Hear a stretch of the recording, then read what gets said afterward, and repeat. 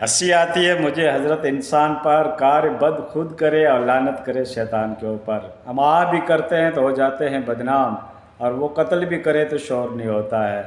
اور ویسا ہی ہے، دیکھو چمن دشمن، شجر دشمن، شجر کی شاخ بھی دشمن، کہاں جائیں دل اشیاء لے کر، میرا تو پورا زمانہ بھی دشمن۔ بربادی چمن کے لیے تو ایک ہی الو کافی تھا، یہاں تو ہر شاخ کے اوپر الو بیٹھا ہے، انجا میں گلستہ کیا ہوگا۔ تو دوستو دنیا کا نظام ہی ایسا ہے، یہ 14ویں صدی ہے، کل یگ کہتے ہیں وہ ہے، اور آخری زمانہ ہے۔ فتنے تو کھڑے ہوں گے، تعصب بازی ہوگی، اور ایک دوسرے کو زیر و زبر کرنے کی کوششیں تو ہوگی، حسد برپا ہوگا، کینہ بڑھے گا، جیلسی کا فیکٹر بڑھے گا۔ تو یہ ہو رہا ہے، اس کے تجربات، اس کے آبزرویشن، اس کا انوبھو ہم محسوس کر رہے ہیں۔ غریب غریب کے اوپر جل رہا ہے، مالدار مالدار کے اوپر جل رہا ہے، بزنس والا بزنس والے کا پیر کھینچ رہا ہے، ٹیچر ٹیچروں کے پیچھے پڑے ہوئے ہیں، مولوی مولویوں کے پیچھے پڑے ہوئے ہیں۔ ایک ہی دین، ایک ہی کلمہ، ایک ہی خدا، ایک ہی رسول، ایک ہی کعبہ، ایک ہی کلمہ، لیکن پھر بھی متفق نہیں ہو رہے ہیں۔ وہ اس کے پیر کھینچنے میں لگا ہوا ہے، وہ اس کو زیر و زبر کرنے میں لگا ہوا ہے، وہ اس کے اوپر فتویٰ سازی کر رہا ہے، وہ اس کے اوپر کس طریقے کے حربے چلا رہا ہے، مسلک کو لے کر، عقائد کو لے کر۔ یہ تنازع، یہ کنٹروورسی، یہ ویواد، یہ ڈسکریمنیشن اتنا ہائی لیول کا ہو چکا ہے کہ بس کس کو سنائے اور کون سنے گا، اسی لیے تو چپ رہتے ہیں، ٹھیک ہے۔ ہاں تو دوستو اپنا اپنا کام کرو، your mind your work, don't disturb me. اپنے اپنے کام پہ دھیان رکھو، جو تمہارا مشغلہ ہے، تمہاری ورکنگ ہے، اس کے اوپر دھیان دو۔ دوسرا کیا کر رہا ہے کیا نہیں کر رہا ہے، لکم دینکم ولی دین، وہ کرے گا تو وہ بھرے گا، ٹھیک ہے نا۔ ہاں تم کیا کر رہے ہو، تم اپنے اعمال کو دیکھو، اپنے گریبان میں جھانک کر دیکھو، میں کتنا عمل صالح کر رہا ہوں، میں کتنا نیکی کی پابندی کر رہا ہوں، کتنا شریعت کا پابند ہوں، کتنے میرے عقائد کی درستگی کر رکھی ہے، عقائد کے بارے میں، مسلک کے بارے میں، کتنا میں صراط مستقیم پہ ہوں، صحیح ٹرک کے اوپر ہوں۔ تو یہ ہر انسان اپنا محاسبہ تو کر سکتا ہے نا۔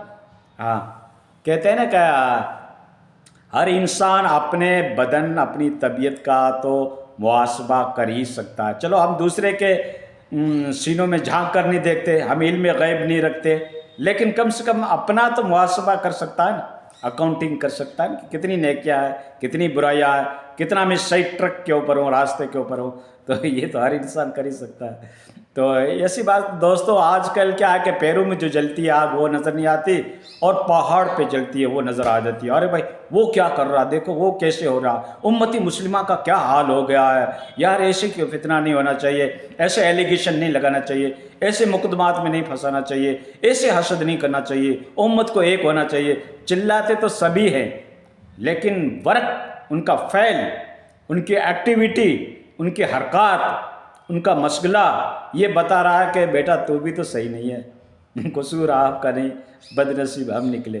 ہاں تو آدمی خود تو صحیح نہیں ہوتا ہے، لیکن دوسرے پہ ایلیگیشن لگانا، دوسرے پہ الزام لگانا، تنقید کا نشانہ بنانا ان کو آسان لگتا ہے، اور خود کی شخصیت کو نہیں دیکھتا کہ میں کتنا صحیح ہوں، ٹھیک ہے نا۔ ہاں یہ انسان کی کمزوری ہے، ٹھیک ہے۔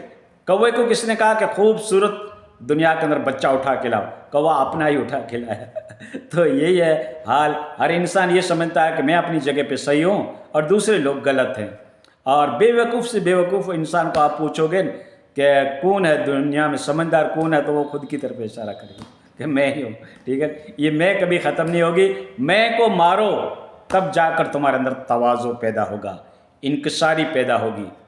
میں تو حضرت موسیٰ علیہ السلام نے کہا تھا کتنا اللہ نے اس کو گھمایا، سمندروں کی سیر کرائی۔ تو یہ میں جو ہے اس کو مارنے کی کوشش کرو، انانیت کو ختم کرو، اپنے اندر جو گھمنڈ، غرور، ابھیمان اور سیلف کانفیڈنس جو ہے وہ لوز نہیں کرنا چاہیے دیگر معاملات کے اندر، لیکن انانیت میں کرنا چاہیے۔ جو آپ نے جو اعتماد پال رکھے ہیں دل کے اندر، کیا کیا نادان سوچے اپنے دل کے اندر، پر کب اونٹ کی سمائی چوہے کے بل میں، اس طریقے کا شعر ہے۔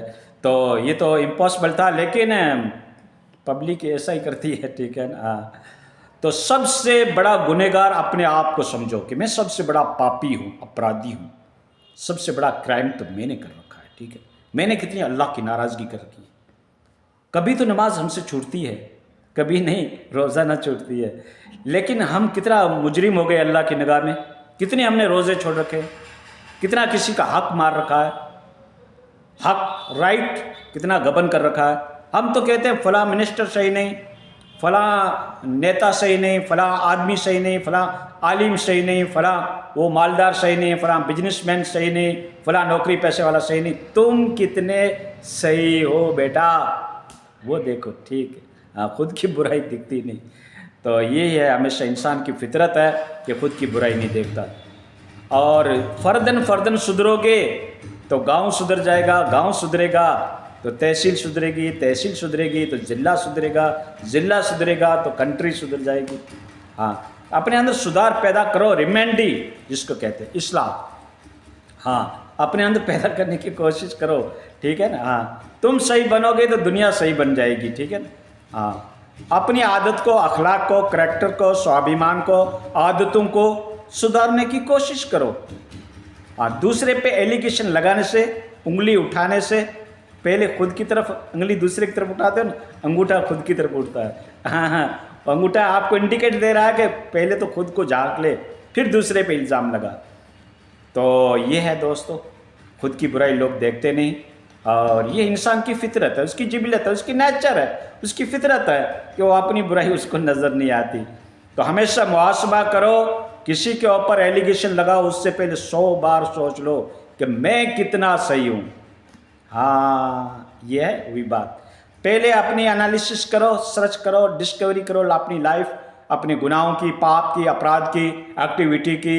ہم کیا کر رہے ہیں، کتنا اللہ کو راضی کر رہے ہیں، کتنی شریعت کی پابندی کر رہے ہیں، کتنے انسانوں کے حقوق کا خیال رکھ رہے ہیں، پڑوسی کا خیال رکھ رہے ہیں، ماں باپ کی خدمت کر رہے ہیں، کتنا ہم کر رہے ہیں. تو پھر ہم دوسرے کے اوپر الزام لگائیں.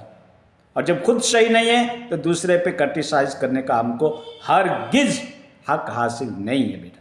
ٹھیک ہے. ہاں، تو یہی بات ہے دوستو، ہمیشہ خود کے گریبان میں جھانک کر دیکھا کرو کہ ہم کتنے صحیح ہیں، اس کے بعد ایلیگیشن لگاؤ. ٹھیک ہے. ہاں، تو دوستو اللہ ہمیں توفیق عطا فرمائے کہ ہم اپنی زندگی کی اصلاح کریں، عقائد کی اصلاح کریں. اور یہ اختلاف دین کے بارے میں بھی اٹھے گا. آخری زمانہ ہے، نئے نئے اسکالرس آئیں گے، نئی نئی آپ کو دین کی باتیں بتائیں گے، اپنے قیاس کو لے کر، اپنی ٹیکنالوجی کو لے کر، سائنس کو لے کر، وگیان کو لے کر لاجک ڈھونڈنے کی کوشش کریں گے. شریعت لاجک کے اوپر آدھارت نہیں ہے.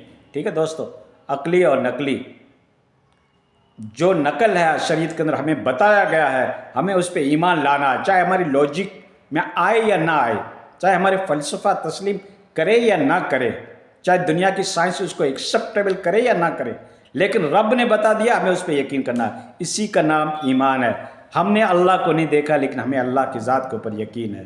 ٹھیک اس طریقے سے اس کی شریعت مقدسہ کے اندر جو باتیں ہمیں بتائی گئی ہے اس کے اوپر ہمارا یقین ہے، چاہے وہ عذاب قبر ہو، چاہے وہ عذاب آخرت ہو، چاہے جہنم کا عذاب ہو، اور چاہے وہ عقوبات اخروی ہو، ہمیں اس کے اوپر ایمان رکھنا ہے. اگر آپ مومن ہو تو جنت کو خریدنا چاہتے ہو تو اللہ نے جو بتایا اس کے اوپر ایمان رکھو اور اپنے عقیدے کی اصلاح کرنے کی کوشش کرو. جو ہمیں قرآن اور حدیث کے پوائنٹ آف ریویو سے باتیں ملتی ہے اس کو ایکسیپٹیبل کرو.